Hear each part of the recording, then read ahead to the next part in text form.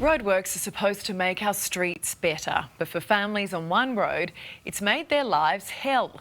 They can't sleep and they're getting sick, all because of round-the-clock construction.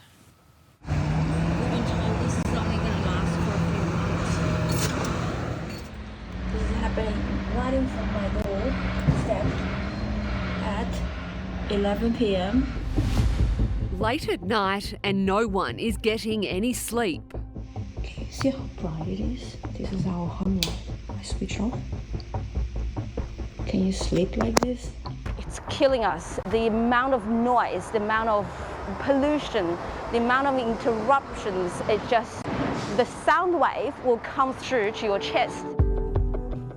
Charlie Jin has lived along King George's Road at Penshurst in Sydney South for 12 years.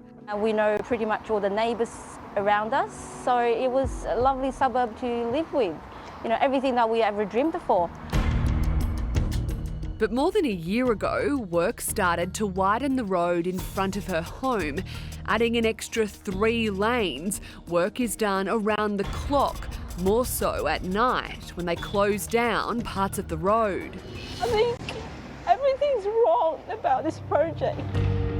6 months ago, Transport for New South Wales rolled out the red carpet, but it's not as you'd expect. It was for a walkway as residents lost access to their driveways. Now they've had enough. The way we've been treated, the way that we live in our own house as prisoners. The government puts money and profit over people. That's what it's all about. None of us sleep. Well, the dust, eaves have fallen out of the house. They say it wasn't, from them, but you can literally feel the house shake when they drop their equipment. We're wanting to speak up because we're all being affected by it. The same answer, I don't know. And Fatmi Bazzi lives next door to Charlie. We understand it needs to be done so they can make the streets better, but it's just taking so long. She says no one in her family has had a good night's sleep in months, with the dust also causing issues for her asthma. I think they can inconvenience and close these streets during the day so people can get sleep during the night, because at night it's just terrible. On the day we visited, there was little work being done, but still plenty of road workers around, including one who was none too pleased to see our cameras. Make it hard for me to walk down here. And get that out of my face too, okay? I'm directing pedestrians. Charlie has had to buy a trolley to help her carry shopping from where she now has to park to walk to her house. Okay, you push. This is a very deep slope.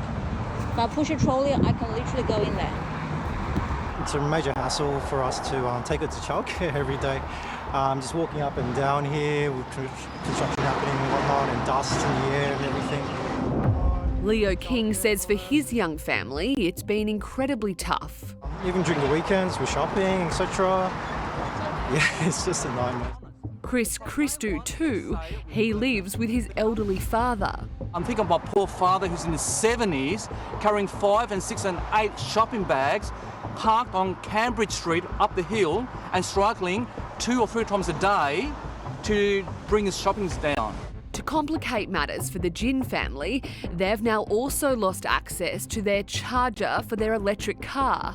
We happily installed the EV charger, had the solar panel installed, everything we could dream of to be more environmental friendly. And then in June, we realised we don't have access to our driveway. Now Charlie's husband is forced to find public chargers. Every day he has to drive around many suburbs looking for a charger to charge his car. And then, sometimes could be hours waiting. King George's Road is a very busy road, and we're trying to find the right balance between meeting community needs and supporting residents through construction. Stephen Issa from Transport for New South Wales says families should get access to their driveways before Christmas, weather permitting, but that completed roadworks are still a long way off. We will continue to work with residents to find a solution, support them with alternate accommodation when noise is at its worst, and meet their needs more broadly whilst we get through the remainder of the project. Unfortunately, there are just some things that just can't be done during the day for safety reasons and the area required to work in. I think they should do the heavy work during the day. I've called the transport hotline and they put me through to a counsellor. And the counsellor straight away said, look, there's nothing they can do. Get on to current affairs.